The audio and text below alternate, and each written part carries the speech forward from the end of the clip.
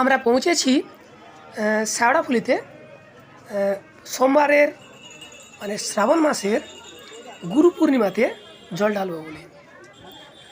আর এটা হচ্ছে শ্যাওড়াফুলির তে আর এটাই হচ্ছে নিমাই তীর্থের ঘাট, যেখানে নিমাই তীর্থ স্বয়ং জল নিয়ে তারকেশ্বরে গিয়েছিলেন। আর এই ঘাটের সামনেই ওনার স্ট্যাচু রয়েছে।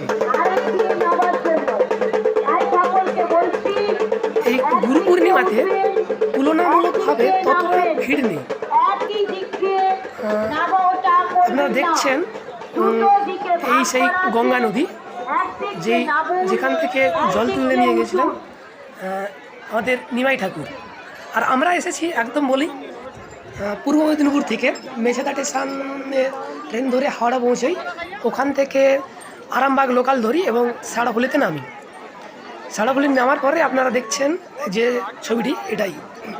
আর এই নিমাই ঠাকুর এখান থেকেই কিন্তু জল নিয়ে যাত্রা করছিলেন। অলরেডি আমরাও জল নিয়েছি, এখান থেকে যাত্রা করছি।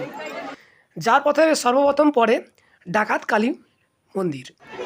এই ডাকাত কালী মন্দিরে অনেকে জল ঢালেন, আবার অনেকে প্রণাম করে বেরিয়ে যান। কিন্তু আমরা এখানে জল অবশ্যই ঢেলেছি, ঢালার পর যাত্রা করব।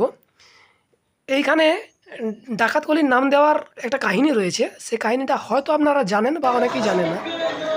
এখানে যার পথে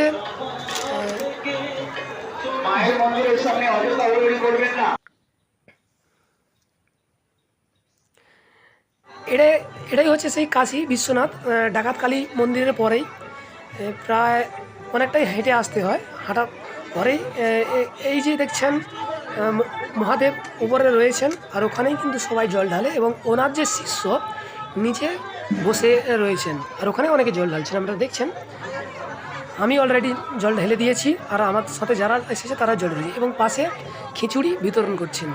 এই শ্রাবণ মাসের প্রথম গুরুবার মানে প্রথম গুরু পূর্ণিমা, এর পরদিনই কিন্তু সোমবার পড়ে যাচ্ছে। অনেকে আগামীকাল হয়তো আবার আসবে, অনেকই ভিড় হবে, কিন্তু আজকে এলে তো ততটা ভিড় নেই। আর আপনারা দেখছেন এটা লাইন দিয়ে সারি সারিভাবে যাচ্ছে জল ঢালার জন্য।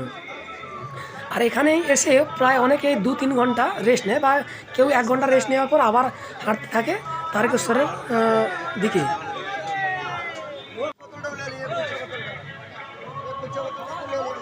আপনাদেরকে বলি এখানে অনেক জায়গা রয়েছে বিশ্রামের জন্য।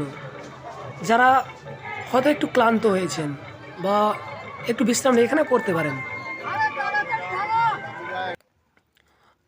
অবশ্যই আমরা পৌঁছে গেছি তারকেশ্বরে যাওয়ার যে মানে ওয়েলকাম গেট, মানে তারকেশ্বরের আন্ডারে যে পৌঁছে গেছি এবং রয়েছে যে ওয়েলকাম টু তারকেশ্বর। আর আমি প্রথমেই বলি তুলনামূলকভাবেই শ্রাবণ মাসের গুরু পূর্ণিমা, তাই এখানে একটু ভিড় কম এবং রাস্তার দু সাইডে ক্যাম্প অনেক রয়েছে, যেখানে আপনারা সেবা পাবেন। সব রকমই ব্যবস্থা রয়েছে ওখানে। আর আমি একটু বিশ্রাম নিচ্ছি এখানে, আর তারই ফাঁকে আপনাদেরকে ছবিটা তুলে ধরছি। হয়তো আগামীকাল যারা আসবেন সোমবারে জল ঢালার জন্য, তাদের হয়তো অনেকটাই ভিড় হবে। আর অবশেষে আমরা পৌঁছে গেছি তারকেশ্বর মন্দিরে। আমি এখানে পৌঁছে প্রায় রাত্রি 2টোয় এবং জল ঢালার পরেই জল ঢেলে দিয়েছি এবং জল ঢালার পরেই আমি এর পেছনে রয়েছে দুধপুকুর, সেখানে স্নান করে এসেই আপনাদেরকে এই ছবিটা তুলে ধরেছি। এবং মন্দিরে পৌঁছে দেখলাম ভিড়টা কিন্তু অনেক, তার ফাঁকেই কিন্তু ছবিটা আপনাদেরকে তুলে দিলাম।